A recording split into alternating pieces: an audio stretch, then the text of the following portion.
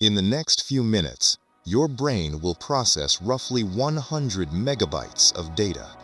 But while you're focused on the screen, your subconscious is doing something much darker.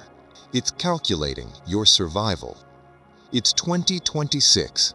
The USA has more wealth than at any point in human history, yet its citizens are the most financially anxious they have ever been.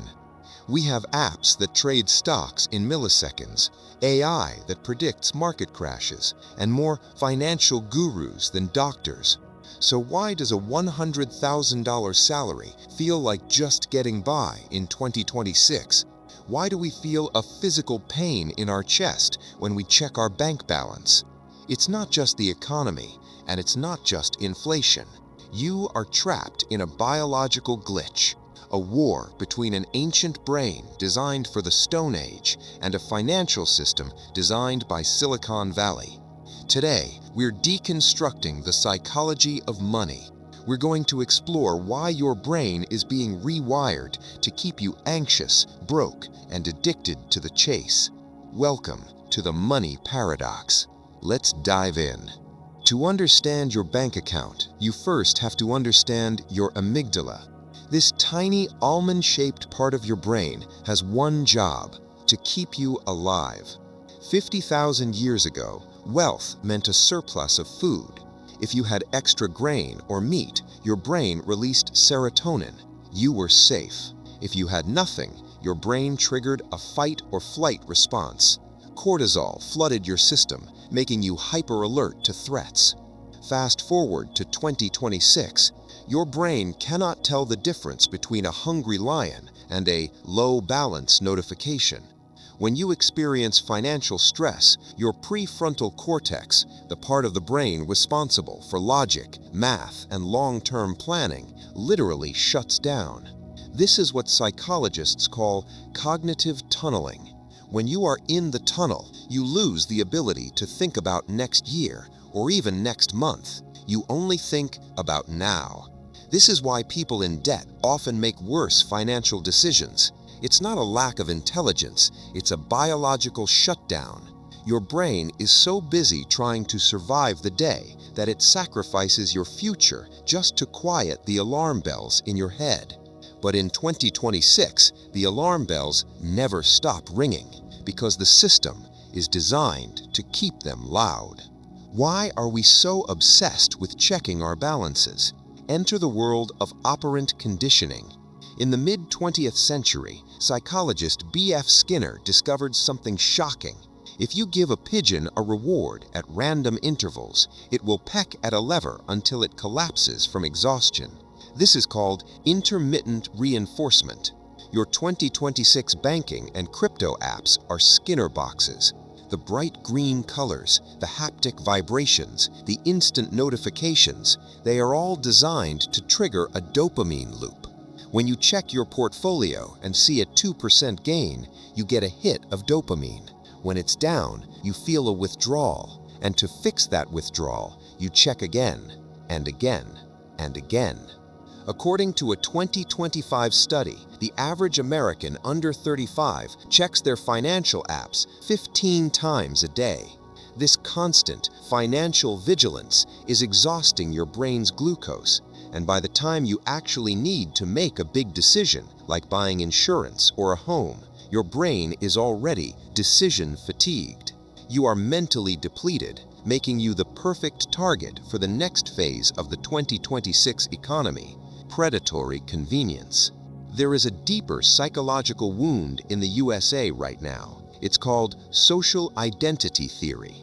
For 70 years, the American dream was a psychological anchor. You work hard, you buy a house, you retire. That anchor provided a sense of ontological security, the feeling that the world is stable and your place in it is certain. But in 2026, that anchor is gone. With the average house price in cities like Austin or Seattle reaching 12 times the median income, the brain experiences what sociologists call anomie, a state of rootlessness. When you realize you can't achieve the standard life, your brain starts looking for a shortcut to status. This leads to conspicuous consumption.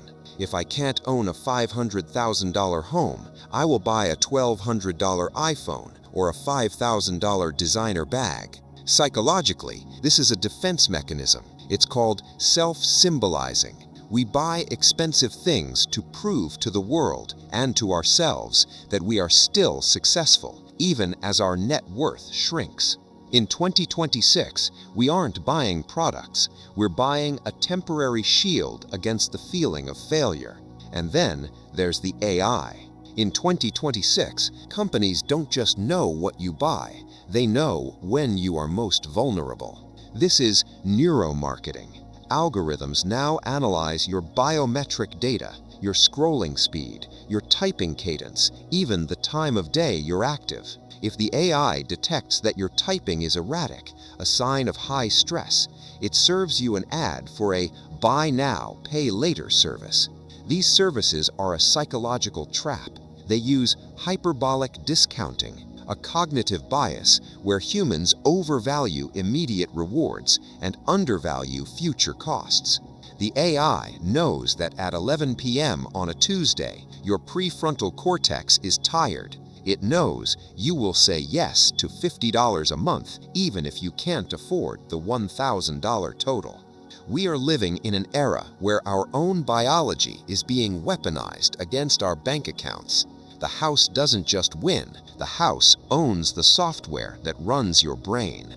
So, is the situation hopeless? No. But the solution isn't a better budget app, it's neurological literacy.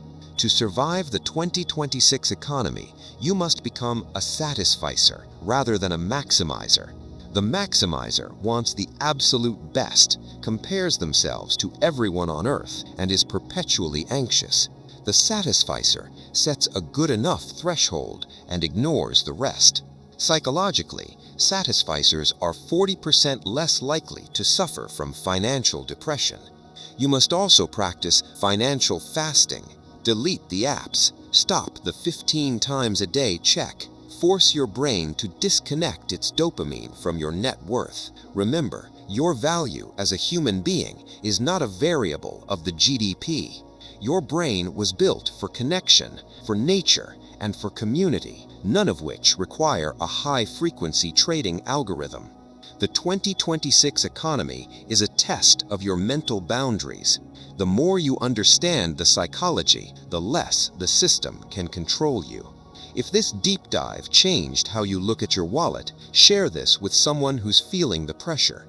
Subscribe to ThinkLoom for more explorations into the human mind, because the most valuable asset you own is your attention. Stay grounded, stay curious.